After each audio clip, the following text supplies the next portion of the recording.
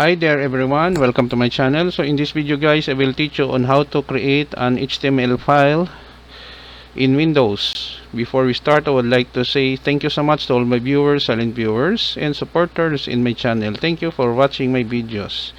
If you are new with my channel and then you like this video, please hit the like button. Don't forget to share and please support my channel guys by clicking the subscribe button. So let's begin. I have here a notepad in Windows, so we start with open tag HTML. Okay, we closed it, and then we have here the title, my basic web page. It has a close title tag, and then we have here a body,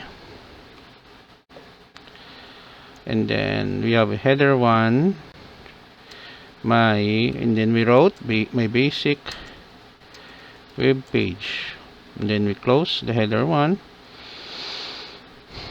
close the body tag. Okay, sorry. And then we close the HTML tag /HTML. Now, because we are using a notepad, very basic text editor in Windows, we go to File, Save As. Now here, by normally, it will save a text file, no? Let's say in Drive, wait for a while, Drive D. Select this one. Instead of text file, we all files. Let's say index.htm. Okay, click the save button, and then we go to the Windows Explorer. Here we will find our file, and then okay, double click index, select the browser, let's say Google Chrome. So here we go, we have the basic HTML file, my basic web page display on the screen. Right click, view the source, we will see the command. Okay, so that's it guys, no? Our basic HTML page, no, in Windows.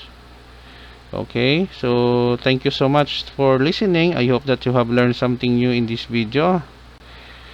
So going back here, so if you have some questions, clarification, just leave a comment in the comment section of our tutorial video.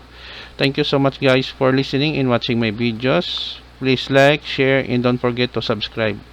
See you in the next video tutorial guys. This is your friend Jake saying bye bye for now.